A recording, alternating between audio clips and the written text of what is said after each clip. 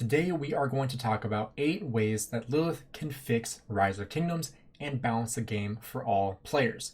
If you guys are new here, this is Gainz Gaming. We make Rise of Kingdoms content, so make sure if you guys enjoyed the video, do me a favor, like and subscribe. But today we are talking about how Lilith can actually fix the game and increase the amount of balance between free-to-play, low spend, mid spend, and even whales in Rise of Kingdoms. And first of all, we are going to talk about adding new events during home kingdom. Between KVKs is honestly the most boring part of Rise of Kingdoms.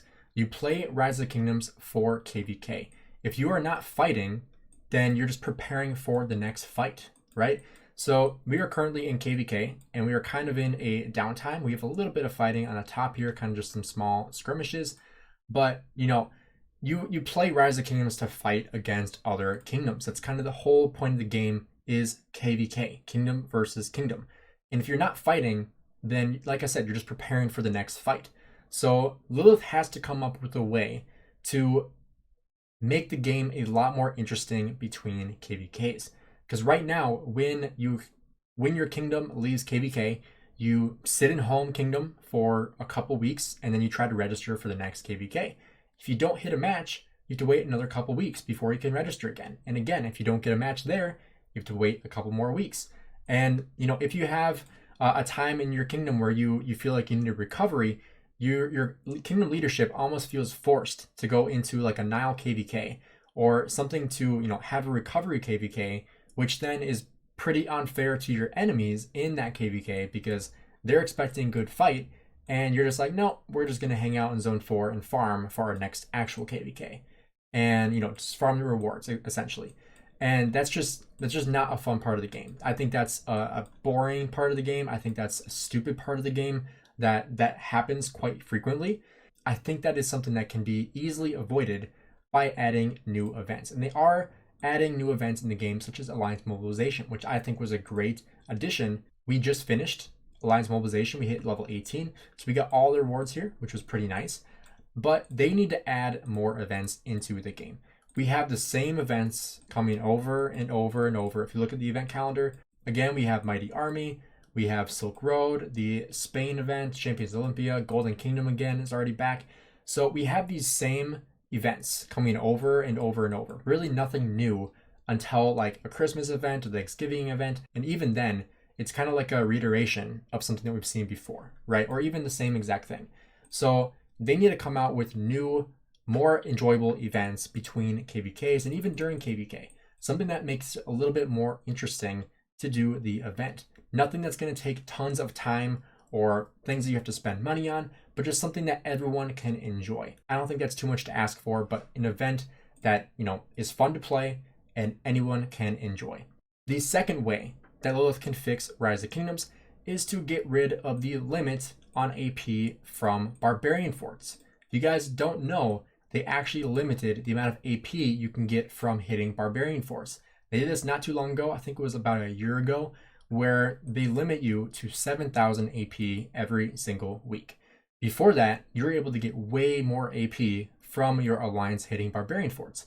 And that's why the 1+1 rallies are so beneficial in the off season, because you can basically replenish all of your AP in the off season and then grind again in KVK, get tons of rewards, right? So that is something that they absolutely need to bring back, because I understand that there are some people that were abusing that with botting, and that's its own issue, is fixing botting in Rise of Kingdoms. But this really just punished the free-to-play and grinding players. The players that, basically made up for their entire alliances and activity and just grinded Barbarian Forts. And not only for the AP, but also for, the resources as well. You get tons of level 2 resource packs, which is very beneficial. That goes a long way when it comes to resources. But when you get rid of the AP that you can potentially gain with these Barbarian Forts, it really just, it doesn't benefit anybody. And especially it hurts free-to-play players and people that are a lot more active that are doing the grinding for those Barbarian Forts. And to be fair, you can still get AP for being the ones to do the rally, and those are uncapped. When your alliance members are super active in doing Barbarian Forts, that's when they limit you.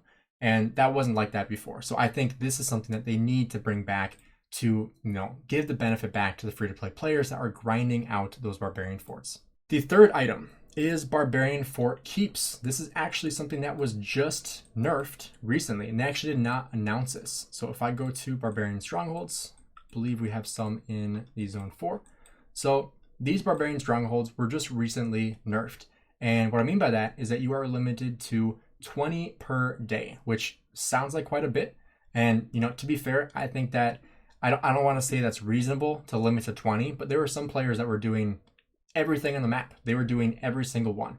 Turtle Shield, for example, here, he has 2 accounts and he is on like 24/7. He's probably like in the top 5 of both of his accounts for resource gathering. If we look here, yep, Descent and Turtle Shield. Very, very active player. He probably does all the Barb Keeps in our kingdom. These are both of his accounts here. And so those are the kind of players that I think are that lost the most value from this being nerfed. But I think this is also a huge nerf to free-to-play players, because a lot of free-to-play players were utilizing these to get gems and, to get fragments as well, and even some materials. And so I think this is just kind of a dumb thing to nerf. I don't really understand the point of nerfing it when the only players that were actually doing it were free-to-play players that were, just super active and always hitting these every single day. I think that's not a crowd that deserves a nerf. And I don't think this was so overpowered that they had to nerf it. I just think this was, I don't really understand why they nerfed it, to be honest. I don't think it was really causing any issues. The only people that were utilizing this were very active free-to-play players. So I don't think that this was a good nerf, and I think that's something that they should bring back. The fourth on my list is Expedition. This has not changed in so long. Ever since I started playing the game, 80 has been the last level. I think just adding, up to 100, up to 120, whatever they want to add, I think adding stuff to the Expedition is going to be good. I think people will enjoy that. I think adding more rewards to this would be great as well. Obviously we get the Ethel chest every single day, and when we come into the shop, you can get your 3 Ethel heads a day. I think expanding the metal store would be great. I think, adding things that are similar to the Lost Canaan shop would be beneficial. Adding an iconic crystal, adding blueprints, materials. I think those would be great things to add to the actual Expedition shop.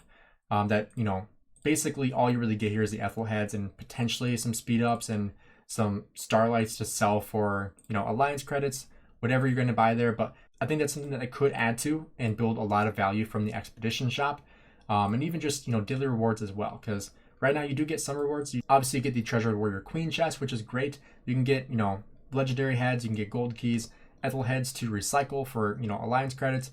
But, I think they can expand into this and build a lot more value for this. And even here, like the Expedition rankings, like this doesn't really do anything, doesn't really matter. They haven't updated this basically since the game was created, as far as I'm aware. So I think expanding into Expedition would be a worthwhile thing that they could add as well. So number 5 on my list is a new KVK mode. I know they are always looking into new KVK modes, and I think obviously there is going to be, expansion into new KVK modes and different ideas they have. I know there's a new one coming out very, very soon. I was hoping we were going to be able to get into that one, but we were not able to. But I think a new version of KVK, where instead of individual crystal technology, you have something similar to KVK 3, where every single player in your kingdom is able to donate to a specific technology. And, very similar to this, you could even add crystals to it. Have it something that, the whales could spend a lot of money on and be able to invest more into the technology and get, more season coins. Obviously, that could be something they could do. Making it so that the people that are spending money are getting a bigger benefit of getting more season coins, but that it benefits everybody in the kingdom. I think that's something that would be great to add, because it takes a lot of the pressure off of the free-to-play and low-spend players, and I think it really evens the playing field. Obviously, the whales will still have that benefit of getting more season coins, but they will also have, obviously, the benefit of having better gear, better commanders. But I think balancing out the rest of the kingdom and allowing them to have solid technology as well would be fantastic. And even adding something small with individual technology. Maybe cut the cost of the crystals in that KVK by 75%, something like that. And, limit the amount of spending available. Obviously, that would probably lose them money. So I find it hard to believe that they would ever do that. But I think that would be a great implementation into the game to allow people to have a less spending KVK. And you could allow people to spend money in other ways, to get more collectible items, whatever that might look like. I think adding a new KVK version with less or no crystal technology is exactly what the game needs desperately, because people are just despising crystal technology. And personally, I really don't like crystal technology. I think it's very dumb. It's very similar to like the Call of Dragons where the season resets and you lose half your account essentially. I think crystal technology is very similar. You spend money on crystal technology and then it resets after KVK to do it all again the next KVK. I think that cycle is really annoying. I think a lot of players feel the same way.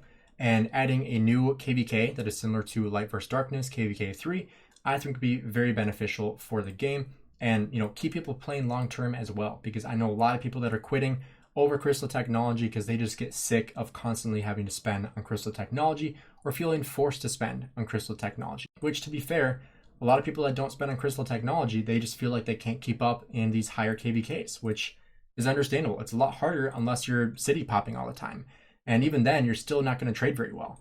So I think adding a KVK that does not have individual crystal technology would be very beneficial for the game and really allow people to take a break from spending and still be able to experience KVK without having to migrate backwards into KVK 2. Next one on my list is with gem nodes. So gem nodes in KVK are phenomenal. I love gathering gems in KVK. However, gathering gems in Home Kingdom absolutely sucks, because if you are gathering gems, you can only gather 10 at a time in the Home Kingdom. So I think one small thing that they could add is level 3 and 4 gem deposits in the Home Kingdom. I think that's something that will benefit everybody, because a lot of times free-to-play players, the ones that are gathering gems all the time because they need the gems, they're not spending money for gems. So adding these gem deposits in the Home Kingdom, levels 3 and 4, I think would just overall benefit everybody. And they're not going to lose a ton of money on adding these gem deposits, but it's going to gain a lot of extra value for those free-to-play and low-spending players. One similar thing with that is adding a new search feature for gem nodes, but at the very, very, very least, adding a barbarian fort search. This is something that is so long overdue. I can't even fathom that they still don't have this in game. They absolutely need to have a barbarian fort search in game, because it is so annoying when you can't find, especially in like zone 3, where you can't find a barbarian fort for the life of you and you spend like 3 minutes trying to find a barbarian fort. And obviously that's totally a first world issue, but it is just so annoying when you're trying to just quickly launch a rally and hop off for a couple minutes and you can't find a barbarian fort. And it's so annoying that you can't just search for one. This has just been long overdue. So many people have complained about this, and I think it's something that they absolutely need to add to the game, because it would be so easy to add a barbarian fort function right here. So easy. You don't have to add the gem one, but adding the barbarian fort at the very, very least. The next one I want to talk about is coalitions. Coalitions should exist in Home Kingdom. I think this is something that they should definitely add in Home Kingdom to allow people to be able to join barbarian forts with more than one alliance. I think this would be an amazing way to allow people to join barbarian forts from their farm accounts a lot easier, but also allow more of a community within a Home Kingdom. A lot of times in Home Kingdoms, 2 alliances or 3 alliances are formed, and there's some sort of division in a lot of kingdoms where people will be like, oh, well, you're from the other alliance, so you need to go back to your other alliance. And it creates that division within a kingdom. And I've experienced that firsthand in some of the kingdoms I've been in the past. It doesn't really exist here in 1079, but I know other kingdoms definitely have this issue where, for example, if 1079 had this issue, we have S79 people and we have T79 people. And if you're in S79, you can go to T, but you got to leave at some point. You got to go back to your home. You got to go back to S. And I think that's just something that I think is stupid. I think you should be able to have a coalition. If they're going to have it in KVK, they should have a Home Kingdom too, because I think it'd be easier to, teleport onto that alliance territory easier, be able to send resources to one another, join barbarian fort rallies with them, etc. I think that just make it way easier in Home Kingdom to establish a great community as well within that kingdom. Just make it way easier to talk to one another and create a camaraderie around that one kingdom with the coalition. So I think that'd be something that would be really beneficial, just to allow the kingdoms to feel a little bit closer and more tight-knit. The last thing on my list is VIP. VIP has been an issue for a long time. And I think this is something that they definitely need to add if they are going to add a VIP 19. Because if they add VIP 19, that will just absolutely kill free-to-play players. Absolutely kill free-to-play players. And, I think the easiest thing they can do here is just allow you to have more than 200 points a day. Like, I've logged in for 1,347 days. I still get 200 VIP points per day. I am still 350,000 VIP away from VIP 17. I have 2.1 million VIP. There's some people, obviously, that are high spenders that get to VIP 18 pretty easily, and they have hundreds of thousands saved in their bag that they can't even use. And there's players like me that I'm not a high spender. I, barely spent anything for a long time, and I'm still 360,000 away from VIP 17. Then you have players in, like 1960 GT, and everyone there is dropping gold chests all the time, so they're getting tons of VIP. They're free to play and they're VIP 18 because they get so much VIP from those alliance chests. So I think they need to have a happy medium where you can get more VIP in different ways. Because right now, really the only way to get VIP is through the rare chest with your kingdom, spending gems, and that's about it. So if I were to, spend all my gems, I would still be over 100,000 VIP away from VIP 17. And 200,000 gems is a lot of gems. I'm still 360,000 away from VIP 17. And I will never hit VIP 18. Never. Unless they change the way to get VIP. And so that's my opinion. I think if they're going to add a VIP 19 or even consider adding VIP 19, they absolutely need to make it easier to get VIP, because every single day you can get 200 VIP at the most. They need to increase this, like 1,000 VIP a day. That's much easier. That'd be 100 times better, 5 times the VIP.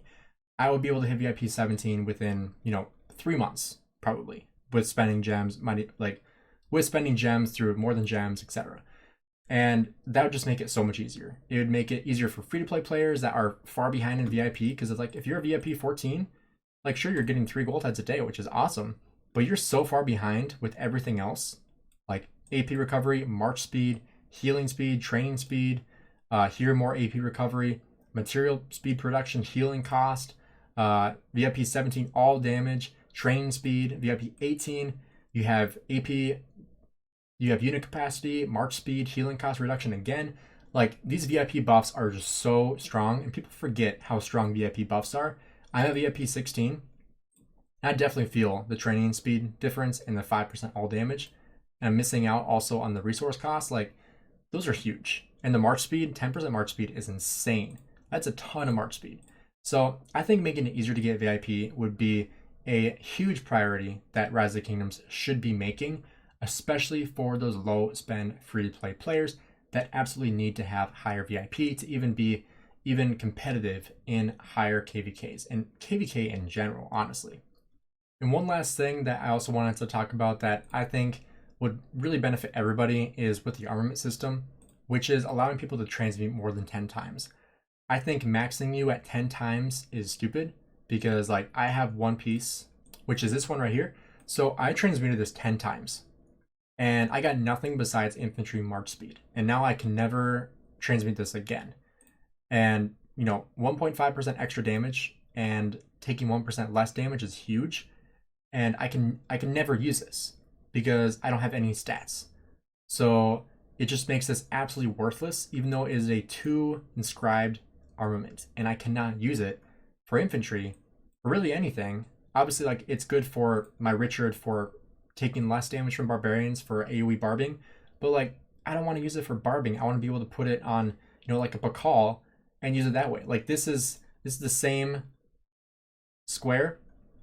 This is the same armament, but I can't use the one with the inscriptions on it because I can't transmute it anymore. So I think adding transmutation abilities over 10 is like, I understand they wanted to make it so that whales couldn't just like transmute something 100, 200, 300 times to get the perfect transmutation, but they need to allow more than 10.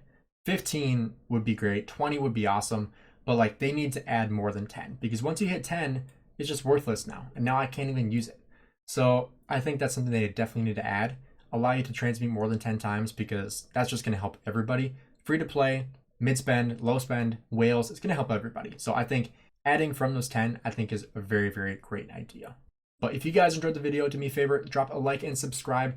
Let me know in the comments below what else you guys think Rise of Kingdoms should add to the game to make it more balanced and fix the game. Because I know there are a lot of things that people complain about and they want fixed. So drop them in the comments below. Let me know what you guys think.